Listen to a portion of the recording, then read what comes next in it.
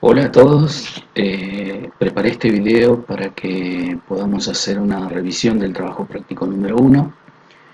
El tema que eh, nos reúne hoy es el tema de los amplificadores diferenciales, que básicamente los podemos separar, por lo menos al práctico, entre aquellos amplificadores diferenciales que son implementados con BJT y aquellos que son implementados con MOSFET, ¿no?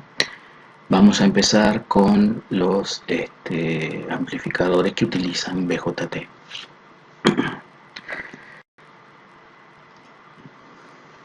Bien, básicamente los ejercicios que tenemos son el ejercicio número 2, el número 3, el 4 y el 9. Vamos a empezar por el 9 y ahora van a ver por qué elegí empezar con ese ejercicio. Me parece que es el que tiene la topología más sencillas y después nos vamos metiendo en las otras topologías que por ahí pueden parecer un poco más complicadas. Bien, este ejercicio nos pide calcular las corrientes y tensiones de polarización, ¿no? Nos dicen que los betas son iguales y tienen un valor de 300. A mí lo que me dice el beta inicialmente es que es un valor alto, grande, y me va a permitir hacer algunas suposiciones. ¿Bien? Bueno, cuando hablamos de polarización, lo que queremos decir o significar es que vamos a estudiar el amplificador sin ningún tipo de entrada, es decir, no va a tener una tensión de modo común, no va a tener una tensión diferencial, ¿no? Es nada, cero. Típicamente uno lo pone a tierra, ¿no? Tal como se muestra en la figura. ¿Qué vamos a suponer para analizar este circuito? Bueno, primero y fundamental es que los dispositivos transistores están apareados, es decir, son idénticos, ¿eh? Tienen las mismas características, corriente de saturación inversa, betas, RPI, en fin, la misma tensión base emisor para la misma igual corriente de colector, en fin, ¿bien? O sea que esa es la primera suposición. Y la otra suposición que yo voy a hacer es justamente la que les mencionaba con el beta, ¿no? Si tengo un beta muy grande, voy a suponer básicamente que la corriente de base es muy pequeña, por lo tanto voy a aproximar las corrientes de colector al igual o aproximadamente igual a las corrientes del emisor. Ok, cuando entonces yo estoy en la polarizando, o quiero estudiar las condiciones de polarización del dispositivo, lo que tengo que tener en cuenta es que el par tiene que quedar equilibrado, ¿no? Si no tiene señal en ningún lado, el par debería estar equilibrado, lo cual significa que por las dos ramas va a circular la misma corriente. Ok. Bueno, acá hacemos las cuentas, básicamente es plantear la malla o averiguar cuál es mi tensión B sub E, y a partir de esa tensión y la fuente de 12 volts calcular la corriente que circula por la resistencia del emisor. Vean, ahí les dejo un poco las cuentas para que vean cómo se calcula, pero es muy sencillo. Y esa corriente que me da ahí, yo voy a suponer que se separa o está igualmente repartida en un amplificador diferencial simétrico, como es este caso, en dos partes iguales en cada rama, ¿no? Así que por cada colector tengo una corriente de 171.21 microamperes en este caso, y la tensión de salida es obviamente los 12 volts que tengo aplicada en la resistencia de 33K que está en el colector de los dispositivos, menos la caída de tensión, ¿bien? Eso nos da un valor de 6,35 volts. O sea, es muy sencillo calcular la condición de polarización. Ok, bueno, hice también ahí una cuenta ahí abajo, agregué, que es ¿qué pasaría si yo tengo en cuenta el beta? Bien, entonces yo hice las cuentas y fíjense que no hay gran diferencia, ¿no? Son 171,21 microamperes contra 170,64 microamperes. La tensión es un milivolt de diferencia, ¿no? sea que suponer, cuando yo tengo vetas grandes, que la corriente de colector es aproximadamente igual a la de emisor, o aproximadamente igual a la de emisor, es una suposición muy razonable, ¿no? Pero si ustedes quieren hacer las cuentas con el beta y arrastrarlo, no hay ningún problema. Ok, ahora nos piden que calculemos en el inciso B cuál es la ganancia de tensión para esta configuración. Bueno, de hecho no dice esta configuración, pero la idea era esta, ¿no? Que yo pongo a tierra una de las entradas y aplico una señal por la otra entrada. ¿Bien? Nos piden ambas ganancias, la de modo común y la ganancia de modo diferencial. Bien. Ustedes saben que si yo miro ese circuito, no tengo, no aparece una señal de modo común, ¿no? Una señal de modo común es la misma señal en las dos entradas y tampoco es diferencial, porque una señal diferencial tiene la característica que es igual en magnitud pero opuesta en signo, ¿no? Entonces esto no parece nada en principio, se parece mucho a una señal diferencial, pero lo que sí sabemos es que dadas dos entradas cualesquiera, yo las puedo descomponer en una componente eh, común y una componente diferencial, ¿no? Entonces uno define que la componente diferencial es la diferencia entre las dos entradas y que la componente común es el promedio, digamos, B1 más B2 sobre 2. ¿Okay? De esta manera yo puedo llevar o determinar mi tensión B1 va a ser igual a una tensión de modo común más una tensión diferencial sobre 2. Y mi siguiente entrada, B2, es la tensión de modo común, pero menos la tensión diferencial sobre 2.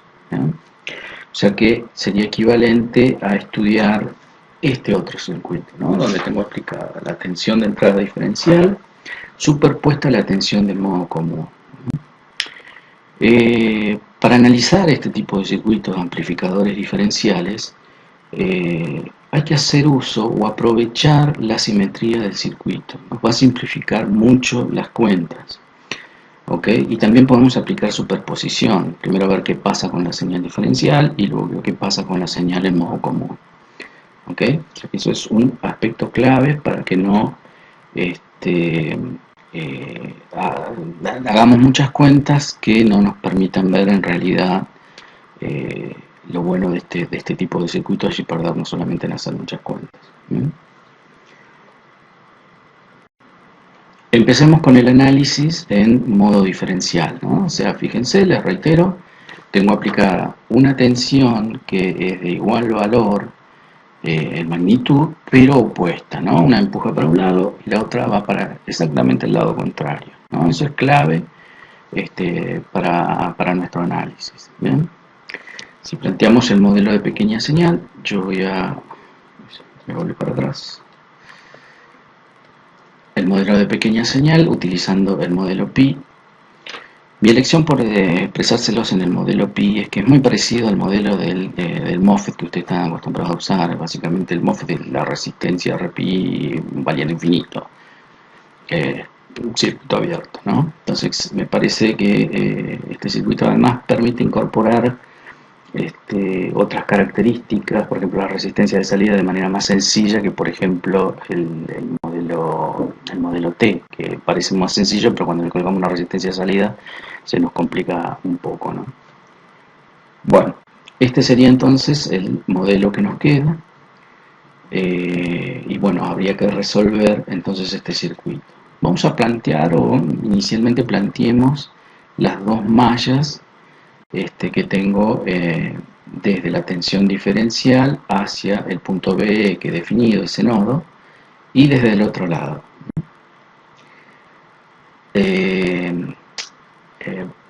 Perdón, en realidad lo que planteamos son las corrientes, no las tensiones, sino que me paro en este nodo y calculo todas las corrientes salientes de ese nodo, ¿no? Entonces tenemos, por ejemplo, la corriente que va a circular por RE es la tensión en B dividido la resistencia R, la corriente que circula por la rama donde está RPi va a ser la tensión B menos la tensión diferencial sobre 2 sobre RPi, y la corriente que circula por esta rama es saliente, o sea que debería ser negativa, pero sería menos Gm1 por Bpi1, pero cuando planteamos Bpi1 nos va a quedar bueno, expresado de esta manera. Eso véanlo ustedes en detalle, pero es la tensión base emisor que tengo, perdón, la tensión BE que tengo ahí menos la tensión diferencial. Y lo mismo con la A si me voy por esta rama, ¿no? Por esta corriente y la corriente que circula por Rp2. ¿Ok? Bien. Lo que podemos plantear ahora es justamente aprovechar la simetría del circuito, es decir, que los dos tienen el mismo Gm, vamos a llamarle Gm1 igual a Gm2 igual a Gm, la misma resistencia a Rp, Rp1 igual a Rp2, y eso reemplazado en el circuito, y después de hacer las cuentas, la ecuación que nos queda es esta ecuación lineal en BE, ¿bien? Cuya solución claramente es su única solución, es 0. Entonces, ¿qué significa que esa tensión AM de 0? Que ese nodo es una tierra virtual. ¿Ok? Y lo cual es bastante razonable, porque fíjense que ustedes lo que están haciendo es poniendo una fuente que tira para un lado, una fuente que tira para el otro, y en el medio estoy accionando esa resistencia. Entonces, si subo un volt para acá y un volt para acá en un circuito equilibrado simétrico, claramente el punto medio que debe ser, tiene que valer 0. Bien, y matemáticamente esta es la forma de verlo. ¿Okay? Y esto es una gran ventaja, ¿no? Que este nodo sea una tierra virtual nos va a permitir dibujar o separar los circuitos de esta manera, ¿no? Entonces yo en vez de colocar, ignoro la resistencia red y puedo poner ese nodo a tierra. Entonces se me definen dos circuitos, dos mitades de circuito, que los puedo analizar independientemente y es mucho más sencillo. Si ustedes miran este circuito, es nuestro viejo y querido circuito emisor común, que tanto estudiamos en electrónica 1. Y ya sabemos cómo se comporta, ¿no? Esa es la ventaja. Bueno, haciendo un poquito de cuentas, vemos que la tensión de salida va a ser igual a esta corriente por la resistencia en RC sobre RC, ¿bien? Y bueno, Bpi acá es más fácil de determinar, es la tensión diferencial sobre 2, así que nos queda esta expresión, ¿no? La ganancia entonces B1 a la tensión diferencial es igual a menos Gm sobre 2 por la resistencia que tengo colgada en el colector. ¿Okay? Este tipo de ganancia se la llama de terminación simple, ¿no? Tengo una entrada diferencial y mido mi salida con respecto a, como saben, el amplificador diferencial tiene dos salidas. En este caso estamos calculando la ganancia de una entrada diferencial a una sola de las salidas. ¿Por qué es importante esta ganancia? Porque como les habrá comentado el profesor, los amplificadores diferenciales son la entrada de los amplificadores operacionales, ¿bien? Y por lo menos los amplificadores operacionales que vamos a ver en esta materia tienen un par de entradas que podemos meter señales diferenciales, pero la salida es de terminación sencilla, ¿no? Una salida medida con respecto a tierra. ¿Okay? Bueno, les agregué la cuenta para la corriente de colector que habíamos calculado en el inciso anterior. Encontramos que, bueno, nos dan esos valores, ¿no? O sea, recuerden, Gm es la corriente del colector dividido Vt. Vt es la tensión termal, 26 mV, 25,4 mV, lo que ustedes estén acostumbrados a utilizar, ¿no? Eso nos da en unidades de milisiemens o 1 sobre ohm. Bueno, entonces esta ganancia nos está dando una ganancia de menos 108.65